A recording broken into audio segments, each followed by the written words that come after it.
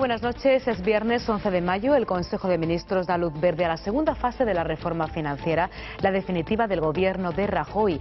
El Ejecutivo pretende, por un lado, crear sociedades para aislar activos inmobiliarios y, por el otro, endurecer las provisiones a los bancos para protegerse de dichos activos considerados sanos. La vicepresidenta del Gobierno, Soraya Sáez de Santamaría, ha explicado que se trata de recuperar la confianza a los mercados y vender las viviendas a un precio justo. De un lado, dar credibilidad y confianza en nuestro sistema financiero. Como consecuencia de esa credibilidad y confianza, fortalecer los pasos que permitan recuperar el crédito en nuestro país y, en tercer lugar, conseguir la venta de viviendas a precios razonables. Y Bruselas exige un fuerte ajuste a las comunidades autónomas, así lo ha destacado Olli Rehn, comisario de Asuntos Económicos Europeo. Ha reclamado a España una inmediata modificación de sus presupuestos para que ajusten los desequilibrios de las comunidades. También será clave la reforma del sector financiero que el ministro de Economía presentaba hoy, Luis de Guindos. Bruselas elaborará ahora un informe sobre España el próximo día 30, en el que se pronunciará sobre si nuestro país necesita hacer más ajustes o si, por el contrario, ya ha hecho suficiente y puede gozar de un año más para consolidar sus cuentas. Y en Andalucía, mientras que los nuevos consejeros abordan sus primeras reuniones oficiales para analizar la creación de la Agenda por el Empleo, el líder del PP andaluz, Javier Arenas, ha confirmado que en ningún momento se plantea abandonar la dirección regional del Partido Popular. Arenas acalla los rumores sobre un posible cambio de funciones en el partido y niega que vaya a ocupar el cargo de coordinador en Génova. El Popular insiste en que el nuevo gobierno andaluz significará más retroceso para la comunidad y critica sus políticas de empleo, ya que considera que están desfasadas. Y hoy la portavoz popular en Andalucía, Rosario Soto, se ha referido a los recortes de la Junta en servicios sociales de más de 2.000 millones de euros. La portavoz del PP andaluz califica de frívolo el discurso de bipartidismo de izquierdas y pide que se comprometan con los programas sociales, igual que los defiende con la palabra. Y de Andalucía miramos a Asturias porque el Tribunal Constitucional ha resuelto el escaño de Liza tras las elecciones del 25 de marzo. El tribunal anula la resolución del Superior de Justicia que quitaba el escaño al PSOE y ordenaba repetir el voto inmigrante. Así las cosas, el diputado de UPyD, Ignacio Prendes, sigue siendo clave para conformar una mayoría en el hemiciclo regional.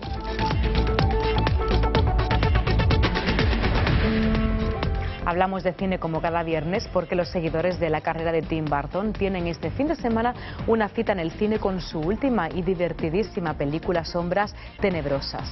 Johnny Depp encarna a Barnabas Collins, un vampiro desorientado que después de una maldición regresa a la vida después de 200 años rodeado de una excéntrica familia. Helena Bonham Carter y Michelle Pfeiffer completan el reparto de esta comedia. Es uno de los estrenos de cine de este fin de semana. ¿Con qué? ¿Con un hechizo? Con esto. He de decir. Y del cine pasamos a hacerles un breve resumen de toda la actividad deportiva. Vamos a hablar con Hugo Vaca, que es quien nos va a contar, en este caso de forma más escueta, más resumida.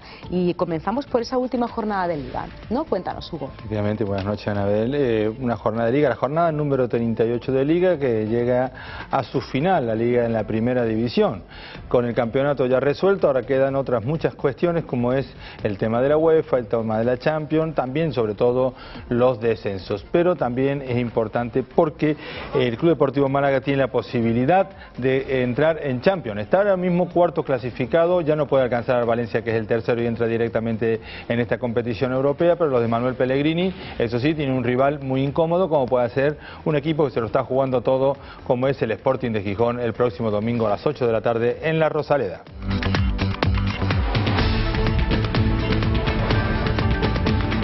Y en la segunda división, la Unión Deportiva Almería está sexto clasificado, en la misma posición, pero justamente un puesto más abajo con los mismos puntos, el Córdoba. El equipo juega frente al Barcelona B, un rival muy incómodo.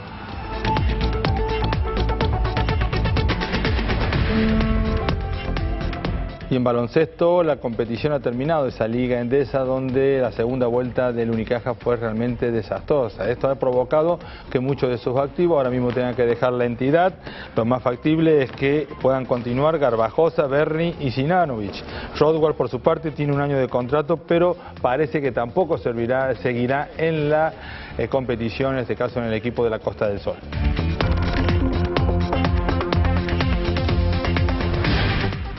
Y les hacemos un breve resumen de otros asuntos de la jornada.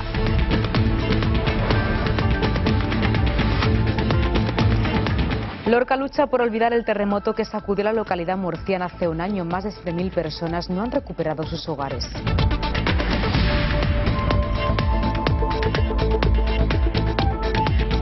La inflación interanual sube 2 décimas en abril tras 6 meses consecutivos de caídas.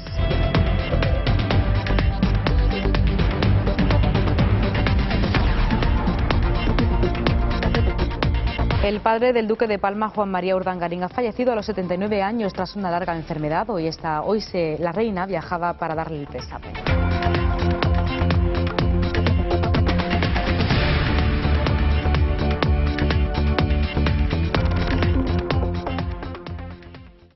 A la espera de conocer la letra pequeña de la segunda fase de la reforma financiera, el gobierno de Rajoy aprueba la creación de una sociedad para aparcar el ladrillo de la banca. En una semana intensa en torno al sistema financiero español, hoy se conocían los últimos flecos de la nueva normativa.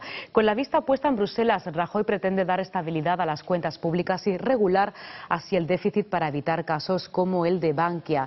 El gobierno endurecerá las provisiones a los bancos para protegerse de dichos activos considerados sanos. El presidente del gobierno deja claro que su objetivo con esta reforma es recuperar la confianza de los mercados que hasta ahora han dudado sobre la fortaleza de la economía de nuestro país.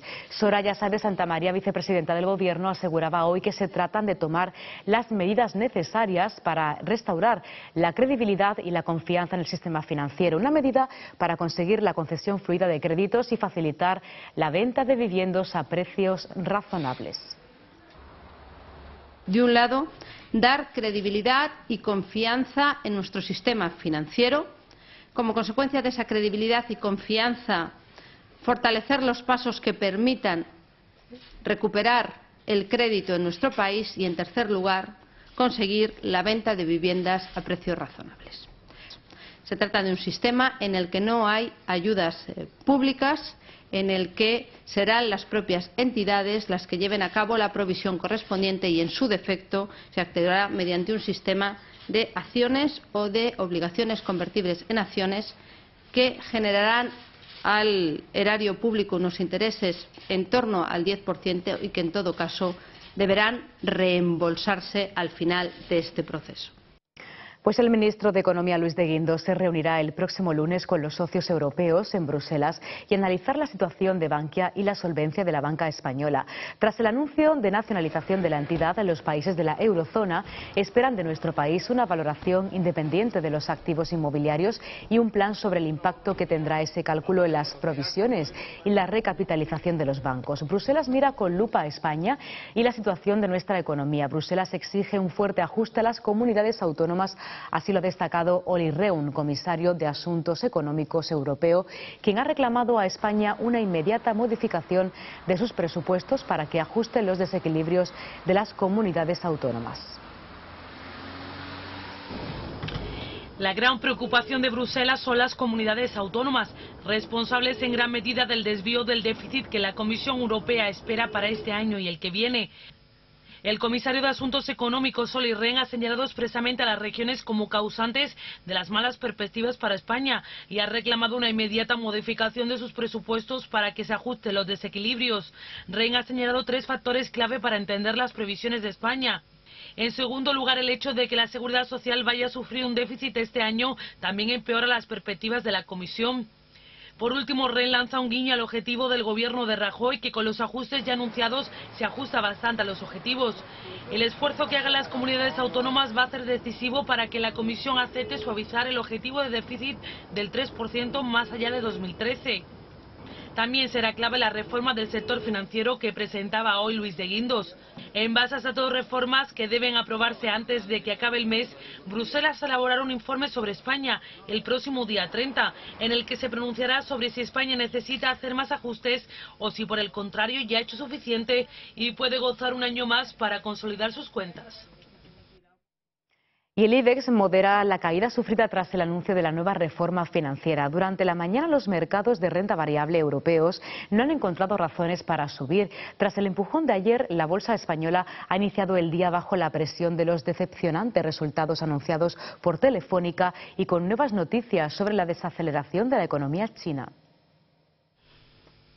La nueva reforma del sector financiero ha sido recibida por la bolsa con una caída del IBEX del 3,6%, que lo ha situado en un mínimo diario de 6.789 puntos. Los valores bancarios han acentuado sus pérdidas tras las nuevas medidas de saneamiento del sector anunciadas por el ministro de Economía y Competitividad, Luis de Guindos, que obligarán a las entidades a dotar provisiones por un importe de 30.000 millones de euros, que se suman a los 54.000 millones que impuso la normativa previa que el pasado febrero endureció las necesidades de cobertura. Tras la intervención de Guindos en la rueda de prensa posterior a la reunión del Consejo de Ministros, Sabadell se desplomaba más de un 15%, Santander más de un 9%, BBVA y Bankinter un 8% y Popular y CaixaBank un 7%. A medida que se acercaba el cierre, sin embargo, las cotizaciones se recuperaban y a una hora del cierre el IBEX limitaba su pérdida al 1,54%. La prima de riesgo española se disparaba tras la intervención de Guindos hasta 457 puntos básicos, tras empezar en 445, aunque luego volvía a ceder por debajo de los 450. Tras el empujón de ayer, la bolsa española ha iniciado el día bajo la presión de los decepcionantes resultados anunciados por Telefónica y con nuevas noticias sobre la desaceleración de la economía china. Un 54% menos por debajo de las previsiones de mercado. El beneficio de Telefónica cayó más de la mitad en el primer trimestre del año, hasta los 748 millones de euros, debido a la pérdida de valor de su participada Telecom Italia y a los menores ingresos en España. Así lo ha comunicado la compañía a la Comisión Nacional del Mercado de Valores. Telefónica ha precisado que, sin tener en cuenta el impacto negativo por la depreciación de su paquete en Telecom Italia, de la que tiene un 10,5% a través de su holding Telco, las ganancias alcanzarían los 1.284 millones de euros. No obstante, el crecimiento de las ventas en Latinoamérica del 8,3% han compensado la caída del 6,6% del negocio europeo. Así, en España los ingresos bajaron un 10,7%, hasta los 3.899 millones de euros, una cifra similar a la aportada en ganancias por Brasil. Volvemos a hacer referencia a Bankia, que ya está bajo control del Estado con el 45% de la entidad, lo que le permitirá ser su accionista mayoritario. Ahora solo falta el visto bueno de Bruselas y el del Banco de España. Para conocer con detalle la situación de la banca española, la Unión Europea solicita una auditoría externa del sistema financiero, cuya crisis sigue lastrando a la economía, generando inquietud en el conjunto de la zona euro. En las oficinas de la entidad se opera con total normalidad. Según los accionistas de las asociaciones de consumidores, en estos días los clientes han realizado más consultas de lo habitual. ¿Qué puede pasar? ¿Un corralito? Es que todos estamos pensando en lo mismo. Y si pasa, ¿qué puedes hacer por evitarlo? Pues no, pues de momento me he ido tranquila, que no hay ninguna cosa que altere nada. O sea, no me ha dado miedo de decir, bueno, este hombre se va y ahora mi dinero no va a estar aquí. No, eso no me ha dado miedo, no creo. Yo pienso que el Banco de España se hará cargo. Y el secretario general del PSOE, Alfredo Pérez Rubalcaba, apoyaba la entrada del Estado en el capital de Bankia, aunque con condiciones. Lo hará siempre, dice, que no se pierda ni un solo euro público. Rubalcaba insiste en que no ha recibido información suficiente sobre el proceso de Bankia. De reforma financiera, tengo que decirles que esta tarde habrá una reunión. Hemos dicho que sí a la entrada del Estado en Bankia, a su nacionalización por responsabilidad, pensando en los millones de ahorradores que tienen allí sus ahorros, millones de españoles, y pensando también en la imagen pública de nuestro sistema financiero y en los daños incalculables que para este sistema financiero supondría el que Bankia quebrara. Dejamos la reforma financiera para hablarles de los precios de consumo, que experimenta su mayor subida en 5 años por el encarecimiento de la luz, de la gasolina y el tabaco. Son datos del mes de abril que indican que estos precios aumentan casi un 1,5% con respecto al mes anterior. Es la tercera subida consecutiva y la más alta desde el año 2007. La electricidad aumentó más de 8 puntos su tasa anual. Abril anotó la primera subida de precios en tasa interanual desde septiembre. El incremento fue de 2 décimas que sitúan el índice en el 2,1%. En comparación con el mes anterior, la subida fue de casi 1,5 puntos, debido en gran parte al alza de la energía, sobre todo de la electricidad y del tabaco. El Gobierno valora especialmente el dato relativo a la inflación subyacente, que excluye alimentos no elaborados y productos energéticos, y que registró un descenso de 1 décima. La valoración sobre la evolución de los precios del mes de abril es positiva, ya que pese al incremento de 2 décimas del índice general, la inflación subyacente, que es el mejor indicador de las tendencias de la evolución de precios, disminuye 1 décima y se sitúa en el 1,1%. Y en este entorno, el 1% prevé economía se comporte la inflación en el conjunto del año. Todas las comunidades aumentaron o mantuvieron sus precios en tasa interanual, excepto La Rioja, donde bajaron 1 décima. El mayor aumento correspondió a Castilla-La Mancha. Además, el precio del litro del gasóleo ha registrado una subida del 0,1% esta semana, con lo que interrumpe 3 semanas consecutivas de bajadas, según los datos del Boletín Petrolero de la Unión Europea. Se sitúan un 1,5% por debajo de su récord histórico. Este combustible, consumido por más del 80% del parque automovilístico, se ha encarecido un 7% desde comienzos de año y un 10% con respecto a la misma semana del año pasado. Sin embargo, el precio de la gasolina continúa la tendencia de bajada, aunque es más cara que en la misma semana del año pasado.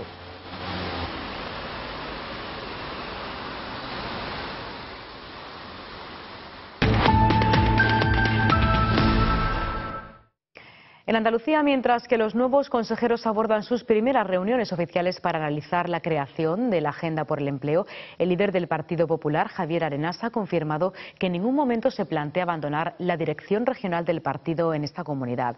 Arenas acalla los rumores sobre un posible cambio de funciones en el partido y niega que vaya a ocupar el cargo de coordinador en Génova.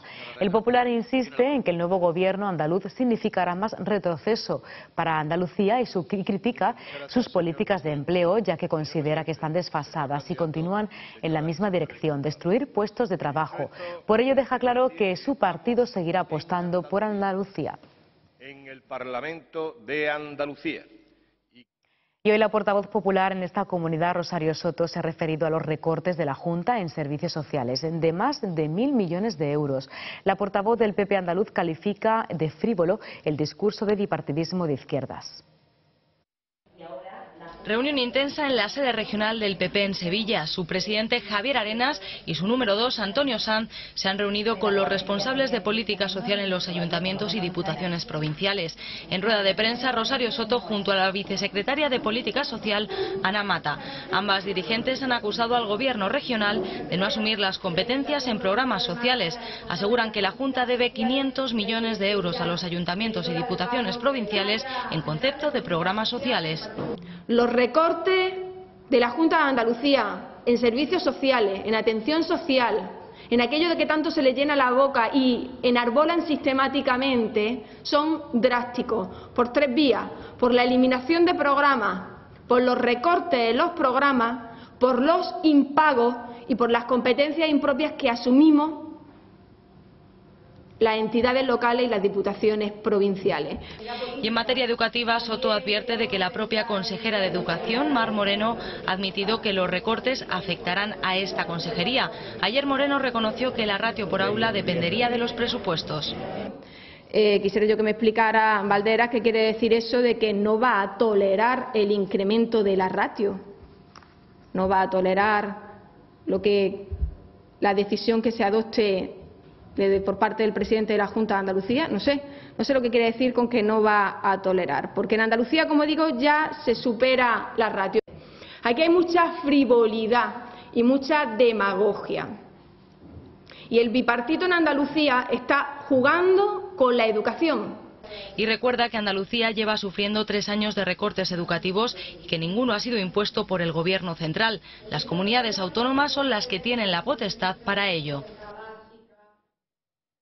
Y de Andalucía miramos a Asturias porque el Tribunal Constitucional ha resuelto el escaño en Liza tras las elecciones del 25 de marzo. El Tribunal anula así la resolución del Superior de Justicia que quitaba el escaño al PSOE y ordenaba repetir el voto inmigrante. Así las cosas, el diputado de UPyD, Ignacio Prendes, sigue siendo la pieza clave en este asunto. El Tribunal Constitucional devuelve al PSOE el escaño 45 en Asturias. Anula así la resolución del Tribunal Superior de Justicia de esta comunidad que quitaba el escaño al PSOE y ordenaba repetir la votación de los emigrantes en la circunscripción occidental en las elecciones autonómicas. La nueva situación pone en empate a los bloques PSOE Izquierda Unida por un lado y PP Foro por otro, ambos con 22 escaños cada uno. Ahora UPyD tendrá la llave del gobierno autonómico. El Constitucional defiende así los recursos de amparo presentados por el PSOE e Izquierda Unida contra el fallo del Tribunal Superior de Justicia de Asturias, a instancias de un recurso interpuesto por Foro, que declaró nulo el escrutinio del voto de los residentes ausentes. Esta decisión no impidió, sin embargo, que el pasado día 27 quedara constituido el Parlamento, si bien con 44 de sus 45 diputados.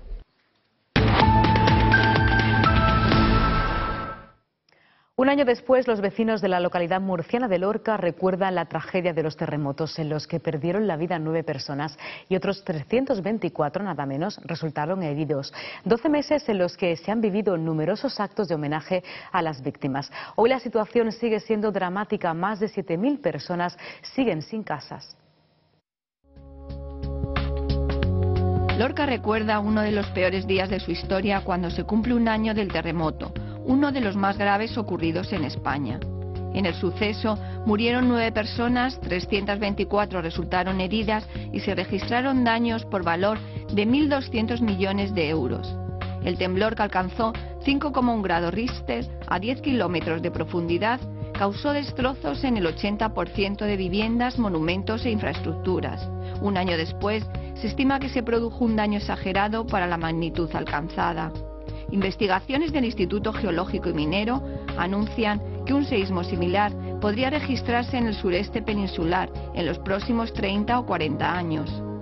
En estos días, los damnificados reciben las primeras ayudas públicas de los más de 16.000 expedientes formulados. Los lorquinos recibirán unos 230 millones de euros, la mitad de ellos procedentes del Fondo Estatal de Contingencia para Lorca y el resto del Instituto de Crédito Oficial. Son muchos los vecinos que regresan a su domicilio con la duda de si sus casas van a ser derribadas o no, mientras hay quien recuerda que sigue pagando la hipoteca. A los 79 años, Juan María Urdangarín, padre del Duque de Palma, ha fallecido este jueves en Vitoria. El padre del esposo de la infanta Cristina se encontraba enfermo desde hace tiempo y su estado de salud se había agravado en los últimos días. Debido a la evolución de su enfermedad, Iñaki Urdangarín viajó desde Washington a España para visitar a su padre. Juan María Urdangarín Berriocho, el padre del Duque de Palma, ha fallecido en Vitoria. El suegro de la infanta Cristina tenía 79 años y se encontraba enfermo desde hace tiempo. Debido a su delicado estado de salud, Iñaki Urdangarín se desplazó desde Estados Unidos el pasado martes para visitar a su padre y aún se encuentra en la capital vasca. Según fuentes del Palacio de la Zarzuela, mañana la reina y la infanta Elena trasladarán personalmente en Vitoria el pésame a la familia Urdangarín. Y la condena de 8 años de internamiento y 5 de libertad vigilada para el menor acusado de asesinar a María Esther Jiménez, de 13 años, será revisada tras la petición de su abogado Andrés Gálvez, que defiende la absolución de su cliente y pide a la Audiencia Provincial que se declare nula la sentencia. La abogada de la familia de la víctima, Bárbara Arroyo, insiste en que no hay duda de quién mató a María Esther. El abogado del menor acusado por el asesinato de María Esther Jiménez, de 13 años, ocurrido en Arriate en enero de 2010, ha pedido la revisión de la sentencia que lo condenaba a 8 años de internamiento y 5 de libertad vigilada para que su cliente sea absuelto. Así lo ha explicado el letrado Andrés Gálvez. En el recurso lo que se pide en primer lugar es la declaración de nulidad de la sentencia y la libre absolución del menor. Y lógicamente también se impugna, con independencia de ello, se impugnan otra serie de pronunciamientos que son parte integrante del fallo condenatorio, ¿no? Como por ejemplo la calificación del hecho como homicidio en lugar de asesinato, y también la responsabilidad civil por entender que no ha sido ajustada a derecho. Por su parte, la abogada de la familia de la víctima, Bárbara Arroyo, ha defendido la instrucción del caso. Y yo, lógicamente, por parte de la acusación, pues he defendido la virtualidad de la investigación. Desde mi punto de vista no ha habido ni un solo derecho fundamental vulnerado, ni una sola norma de procedimiento vulnerada. Los informes son absolutamente válidos y no hay ningún género de duda de que fue el Vaca quien mató a María Esther. De hecho, su ADN está por todas partes. Es que no hay ningún género de dudas. La labor de la Guardia Civil ha sido absolutamente intachable, respetando todos los derechos del acusado. En ningún momento se ha vulnerado nada, absolutamente nada. Ha sido una investigación perfecta. Una autopsia confirmó la muerte violenta de la niña, cuyo cadáver fue hallado un día después de su desaparición en una caseta junto a una piscina. Y Antonio del Castillo, el padre de la joven sevillana asesinada en enero de 2009, se reunirá el próximo lunes en Madrid y con el ministro de Justicia, Alberto Ruiz Gallardón. Un encuentro en el que se analizará la prisión permanente revisable o la ley del menor. El padre de Marta del Castillo emprendió durante la pasada legislatura toda una campaña para lograr que el gobierno incluyese en el Código Penal la prisión permanente revisable para ciertos tipos de delitos. De hecho, recogió firmas que entregó en el Parlamento y se reunió con dirigentes de varios grupos políticos, entre ellos varios del Partido Popular.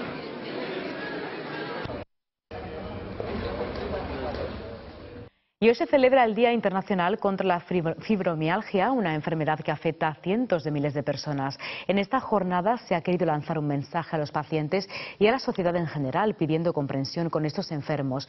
Nos hemos ido hasta Almería, donde los colectivos de afectados se han lanzado a la calle con una campaña informativa.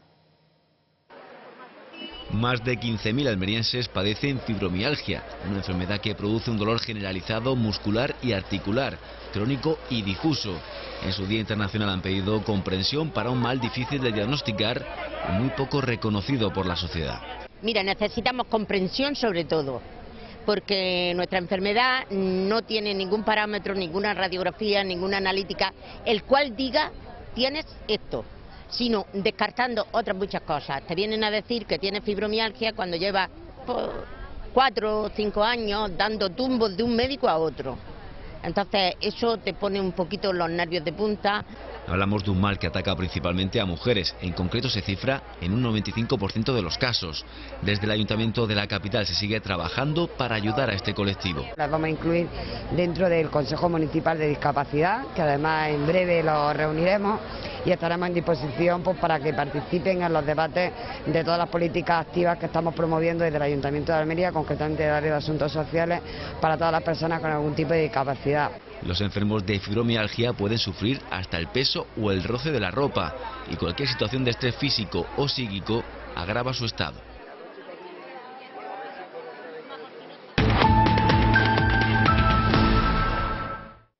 Dos explosiones en la zona de Kazaz, en Damasco, han provocado la muerte de más de 40 personas y 170 han resultado heridas. El doble atentado ocurrió cerca de 2 sedes de los servicios de inteligencia, donde decenas de coches y autobuses resultaron incendiados. Más de 40 muertos y 170 heridos por 2 explosiones en la zona de Kazaz, en el sur de Damasco. Este es el aspecto que presentaba la capital siria momentos después de los atentados: escombros, sangre, vehículos incendiados y humo. La televisión oficial señala que las explosiones han coincidido con el momento en el que la gente iba a su trabajo y los alumnos a la escuela. Los estallidos, cuyo origen aún se desconoce, tuvieron como objetivo un edificio del denominado Cuerpo de la Inteligencia Palestina y una sede de los servicios de aviación, organismo involucrado en la represión de las protestas en el país. El régimen sirio considera este ataque como una prueba de que lo que combate son terroristas que intentan derrocarlo y no una revuelta popular.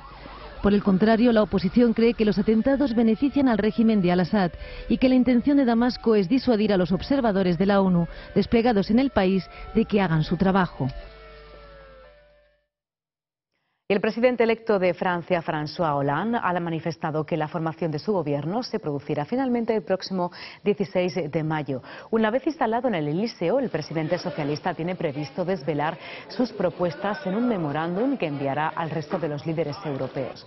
Hollande participará posteriormente en la cumbre informal de jefes de Estado y Gobierno que el presidente del Consejo convocó para el día 23. El socialista acelera su agenda europea ante la crisis del euro y este mismo jueves ha recibido al presidente del Eurogrupo, Jean-Claude Juncker.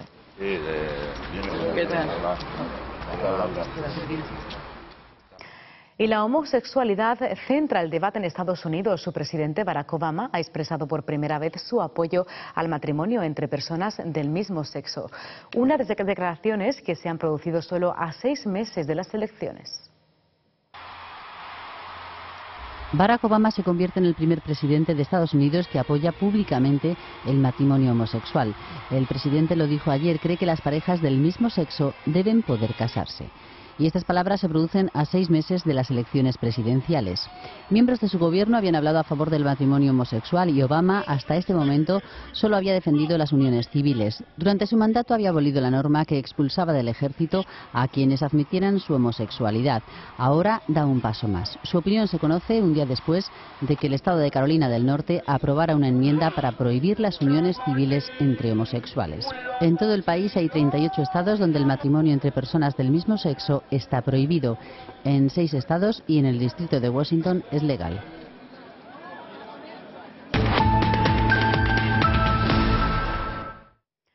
El lenguaje de los periodistas centra el 7º seminario internacional dedicado a esta profesión. La princesa de Asturias ha sido precisamente la encargada de inaugurarlo. Ha aludido al papel de quien elabora el lenguaje en el periodismo deportivo.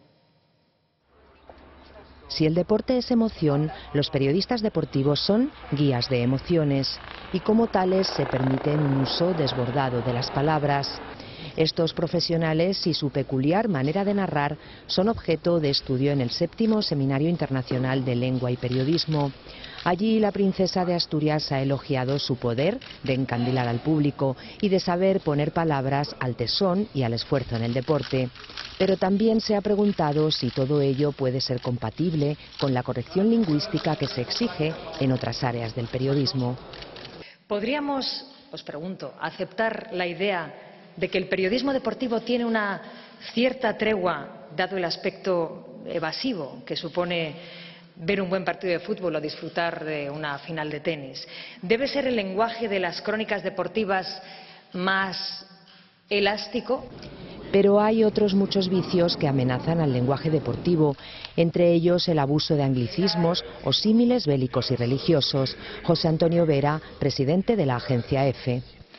En sí mismos creo que ninguno de tales usos tienen por qué ser siempre negativos si no son reiterados y exagerados. Los vilipendiados anglicismos, por ejemplo, pueden enriquecer en la medida en que logren que millones de personas en el mundo atiendan un mismo conjunto de palabras. Ha recordado Vera el papel de EFE y el de la Fundeu en el fomento del uso correcto del español en los medios de comunicación. También el director de la Real Academia Española y el consejero delegado de BBVA han tomado la palabra en este seminario, que se prolongará hasta mañana y que, como cada año, organizan la Fundeu BBVA y la Fundación San Millán de la Cogolla en el monasterio riojano de Yuso. ¿Alguna vez ha visitado un museo de la miel? Nos hemos acercado a uno de ellos, en concreto a la ciudad de Málaga. Un recorrido por la historia de la apicultura y la miel desde las primeras técnicas para su extracción hace 10.000 años. Hace 10.000 años nuestros antepasados se descolgaban por paredes de roca para recolectar miel de las colmenas silvestres. Ahora los panales son de acero inoxidable y, sin embargo, las abejas no han cambiado. El Museo de la Miel de Málaga, ubicado en Colmenar, recorre la larga historia de la apicultura y la miel y es un reclamo más para los turistas que viajan a la Costa del Sol. Los visitantes pueden ver reproducciones de pinturas rupestres con las primeras señales del manejo de las abejas o grabados pertenecientes al antiguo Egipto, junto a explicaciones de cómo los tartesos o los íberos trabajaban la apicultura en la península ibérica. Sin embargo, pese al paso del tiempo, esta actividad productiva ha tenido una evolución mínima, según explica el director del museo, Fernando de Miguel. Las abejas, como son las mismas, desde el principio de los tiempos prácticamente, pues las abejas siguen yendo a las flores, siguen cogiendo néctar y metiéndolo en los panales hexagonales de cera como toda la vida. Lo único que ha cambiado un poco es el manejo del apicultor de esos panales, que hay unos... Ahora son depósitos de acero inoxidable para almacenar la miel, y la miel se saca por centrifugación en vez de por estrujamiento de los panales, pero en la historia de la apicultura, que son miles y miles de años, la evolución ha sido mínima. Otros atractivos del museo son la recreación de una colmena y sus panales y una maqueta de 2 metros de largo que muestra con todo detalle las características morfológicas de estos insectos. El paso por el museo puede completarse con el denominado Sendero de la Miel, una ruta en la que se conocen las principales floraciones de interés apícola de la zona y se visita un colmenar exterior. Y este domingo en Cádiz tiene lugar una cita deportiva muy peculiar de la que ya han podido disfrutar anteriormente los sevillanos. Una carrera oculta, de ella solo se sabe dónde comienza y dónde acaba. Encontrar el punto donde una placa refleja el nombre antiguo de una plaza o el apodo con que se conoció a Cornelio Balbo y que se inscribió al pie de su monumento pasando cerca de las puertas de tierra. Les ponemos ejemplos. No es una gincana, sino una prueba deportiva de orientación, una carrera a la que están llamados consagrados en la especialidad o familias que se quieran iniciar. Se concursa por parejas y a la vez que se hace ejercicio por el casco histórico de Cádiz, probando la capacidad y la estrategia para resolver recorridos y preguntas, también se conocen cosas curiosas de la cultura de la ciudad, de su pasado fenicio, romano, medieval y también del Cádiz de 1812. La carrera oculta se ha denominado así utilizando un juego de palabras que muestra su razón de ser, la orientación y la cultura. Es la segunda de la categoría que se pone en marcha. Fue probada en Sevilla con éxito y llega a Cádiz este próximo domingo con la novedad de que los itinerarios no estarán marcados y serán los propios participantes los que tengan que resolver cuál es el recorrido más adecuado para cumplir con los puntos señalados en el mapa en el menor tiempo posible. Que todo esto realmente es secreto, o sea, los participantes a día de hoy no saben lo que van a tener que hacer el domingo, ¿no? Y esa es la gran ventaja, la gran dificultad y esa sorpresa que tienen las carreras de orientación, y yo creo que eso es algo del que van a estar muy contentos. Convoca esta carrera el Ayuntamiento de Cádiz a través de las delegaciones de Deportes y Cultura y la ha organizado el Club Deportivo Fundío. La herramienta fundamental para la competición será un plano de la ciudad. Con él en la mano, los participantes deberán ir dando respuesta a diferentes preguntas que no implican un conocimiento histórico de Cádiz, ya que podrán ir encontrando las respuestas en los rincones señalados. El objetivo es el ocio, no la competición. Los otros participantes no serán el enemigo, la ciudad será el reto. La carrera oculta saldrá de la Plaza de San Antonio a las 10:30 de la mañana del domingo. Desde las 9:30 están convocados los corredores. La llegada se prevé para las 12 del mediodía en el Castillo de Santa Catalina. A la 1 de la tarde se entregarán los trofeos en el patio de armas de esta antigua fortificación militar.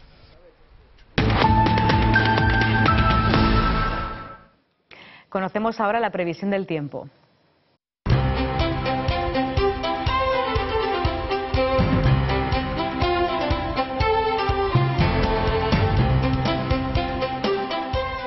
Descenso térmico notable en las costas cantábricas, temperaturas de verano en el resto del país e incluso subirán un poco más respecto a la semana pasada. Habrá un contraste térmico importante entre el calor del interior y del sur, el ambiente más suave de la costa cantábrica.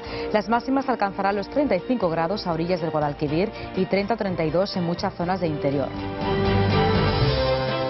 En Andalucía, calor de verano, más de 35 grados en zonas del Valle del Guadalquivir y Sevilla a primeras horas de la tarde y también por la noche, cuando subirán las temperaturas, aunque serán más suaves.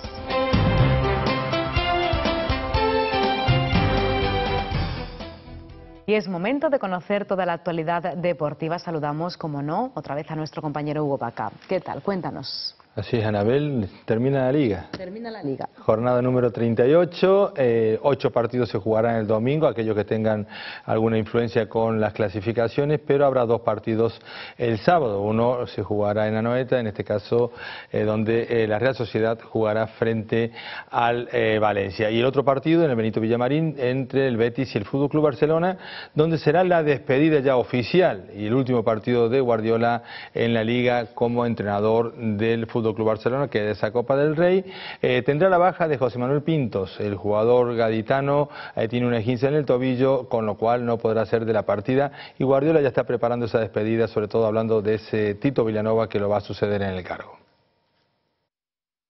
El guardameta del Barcelona, José Manuel Pinto, titular en este tramo final de temporada de cara a la final de la Copa del Rey, será baja para el partido de mañana ante el Betis. Los servicios médicos del Barça han confirmado que el portero gaditano sufrió un esguince. Por este motivo, el meta del filial, Oyer Olazábal, se ha ejercitado con el primer equipo esta mañana y ha entrado finalmente en la convocatoria, junto a sus compañeros del Barça B, Martín Montoya, Marc Bartra y Cristian Tello. Pep Guardiola, que mañana sábado dirigirá su último partido de Liga, confía en que Tito Vilanova esté mucho tiempo al frente del equipo. Ojalá Tito esté mucho tiempo, señala que ido bien las cosas aquí.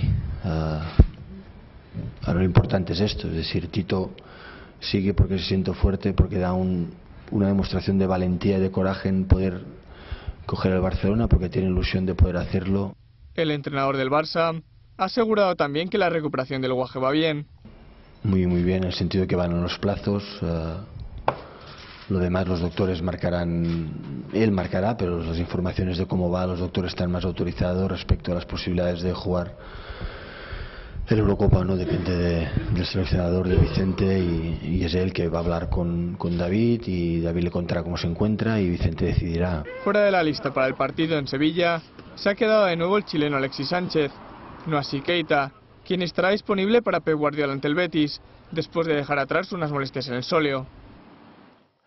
Y donde habrá otro partido importantísimo será a las 8 de la tarde, como decíamos antes, en la Rosaleda, donde el Málaga, de ganar, estaría cuarto clasificado y tendría opción de Champions, o sea, ya definitivamente. Eso sí, ante sí tiene un rival muy complicado, porque los 37 puntos del Sporting de Gijón le hace solamente tener posibilidad de ganar y esperar que otros resultados no se den para seguir en la primera división en el equipo de Javier Clemente. Manuel Pellegrini podrá contar con Mattinsen, que se ha recuperado de la lesión, y no podrá hacerlo en este caso con el brasileño Wellington, que sigue lesionado.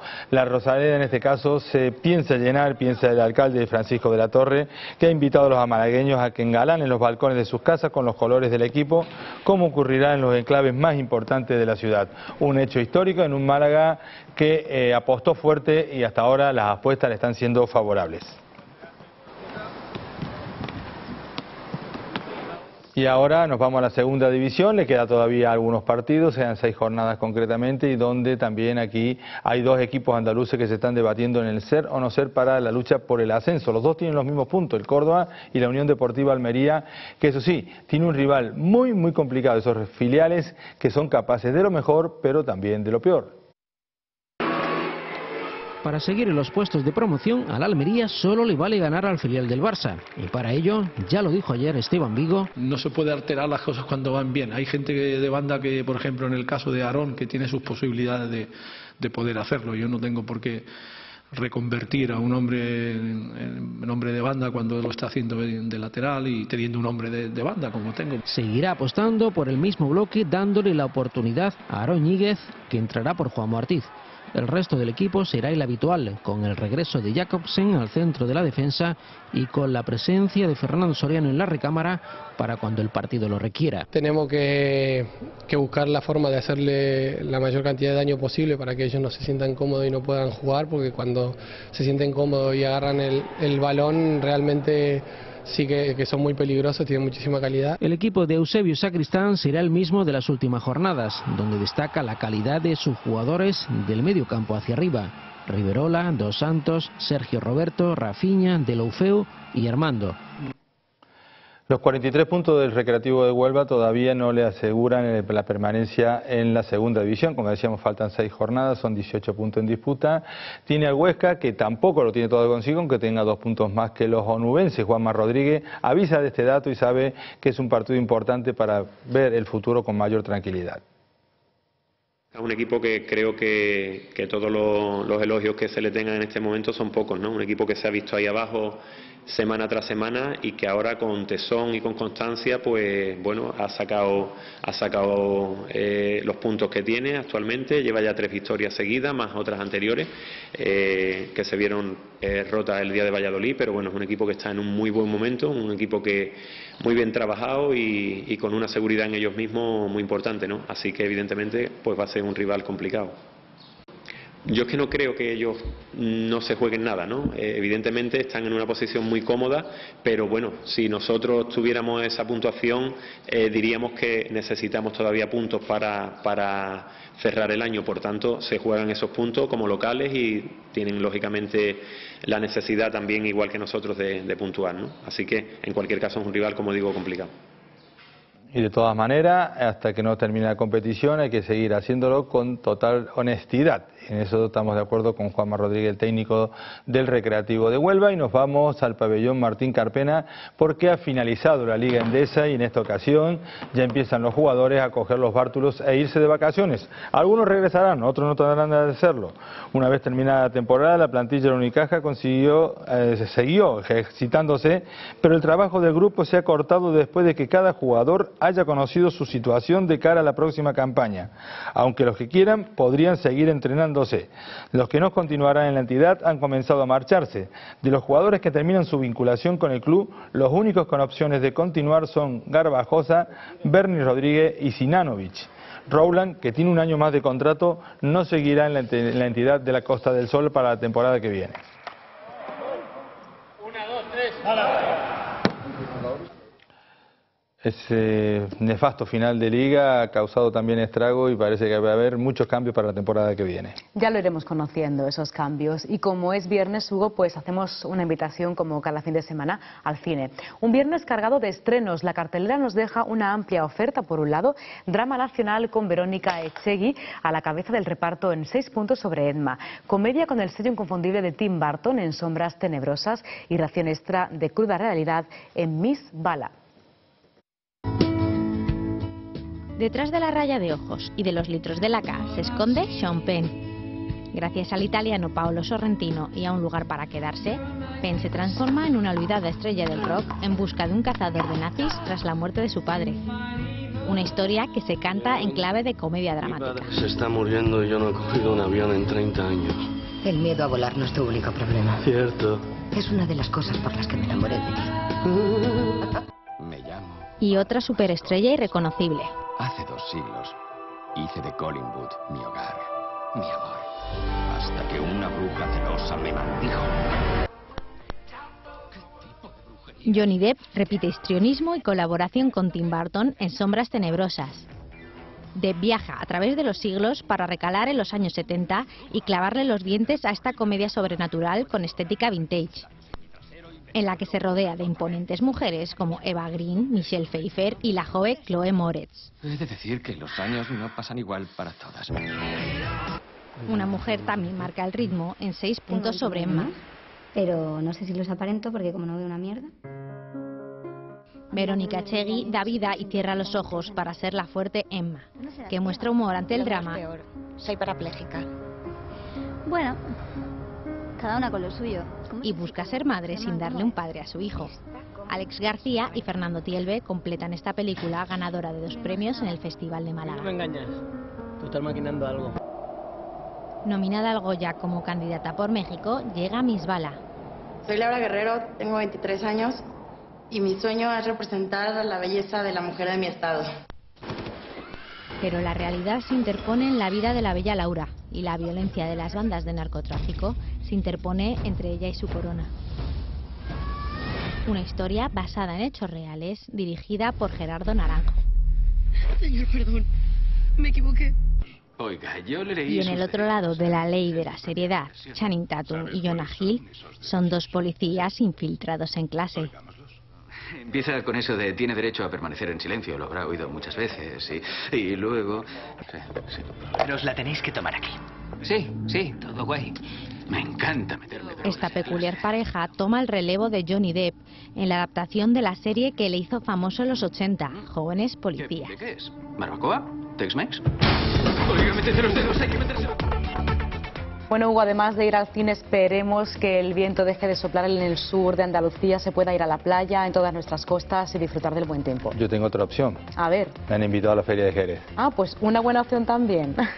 Hasta aquí todo por hoy. Volvemos el lunes, como siempre, con mucha más información. Que descansen. Buenas noches.